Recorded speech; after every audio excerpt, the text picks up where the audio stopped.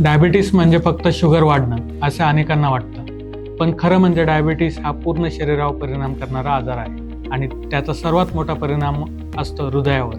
Diabetes असलेल्या व्यक्तींमध्ये heart अटॅकचा धोका 2 ते 4 पट जास्त असतो आणि सर्वात धोकादायक गोष्ट म्हणजे अनेक वेळा सिम्पटम्स हे क्लिअर नसतात. असे का होतं? हाय शुगरमुळे ब्लड वेसलच्या आतल्या लायनिंगला नुकसान होतं, त्याला एंडोथेलियल डिस्फंक्शन म्हणतात.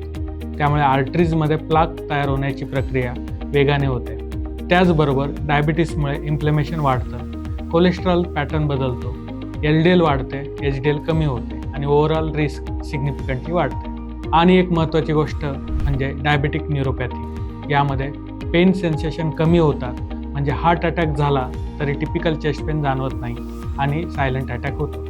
म्हणूनच डायबिटीसला सायलेंट किलर म्हणतात. मग काय करायचं? सर्वात पहिलं शुगर कंट्रोल.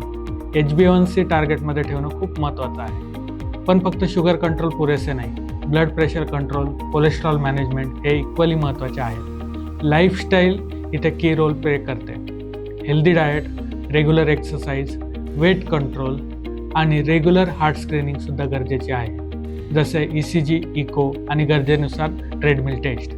आजच्या काळात काही डायबेटिक मेडिसिन्ससुद्धा हार्ट प्रोटेक्टिव्ह आहेत, जसे की SGLT2 इनिबिटर्स, GLP-1 ॲनोलॉग, जे योग्य पेशंटमध्ये फायदेशीर ठरतात.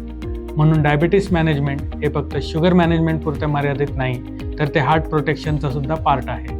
तुमच्या शुगरसोबत तुमच्या हृदयाची काळजी घ्या. धन्यवाद.